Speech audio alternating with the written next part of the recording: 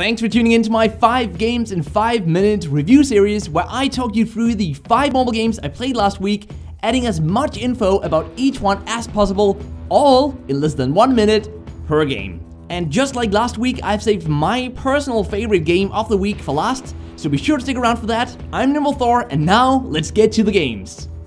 Despite an intro that takes forever and just introduces way too much at once, the beta of strategy RPG ROV Tactics threw me back to the Heroes of Might and Magic 3 times with its hex grid turn-based combat. There are some small quirks that has to be worked out before the full release, and unlocking new heroes seems overly complicated with lots of different tokens needed, but the combat is interesting enough to make me keep the game installed.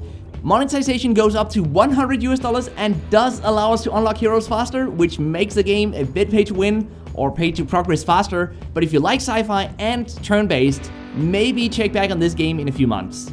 The game requires online access, takes up 420 megabytes of space, is out on Android only during the beta, and my final verdict is that you should consider playing it.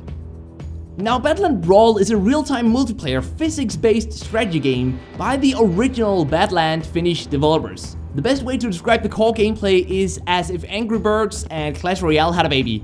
We sling units across the map, Angry Birds style, as we defeat other players, open chests, or eggs in this case, upgrade units, and more, just like in Clash Royale. The monetization is as heavy as in Clash Royale, and the gameplay isn't super groundbreaking, but the physics-based combat had me hooked for a bit, and I'm sure some of you will really like this one. The game is offline playable, takes up 93 megabytes of space, is out on Android and iOS, although only still in a few countries, and my final verdict is that you should consider playing it.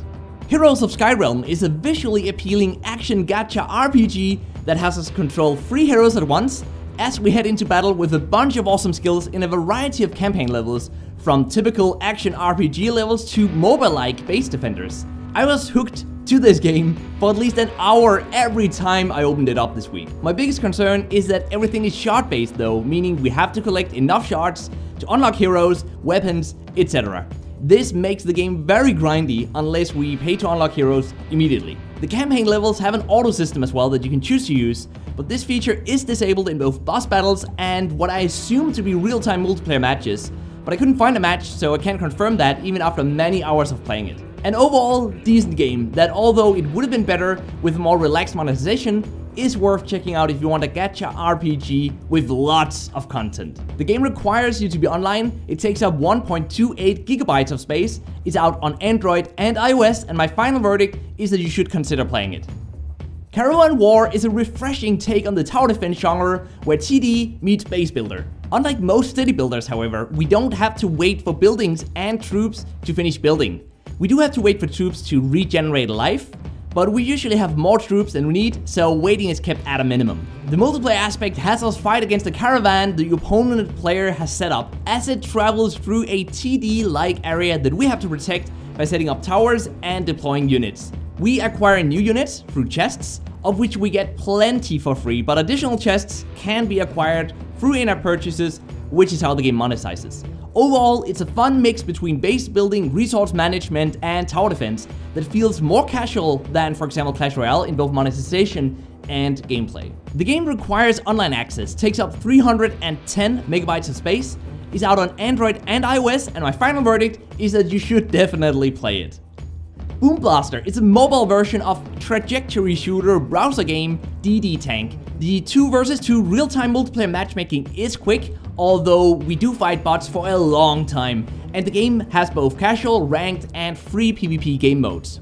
We pick a weapon and a set of skills to take into battle, and we then have 15 seconds to pick a skill, aim, and shoot at one of the opponents before it's the next player's turn. It's the best Worms-like game I've tried so far on mobile, and playing this game with your friends will be a lot of fun.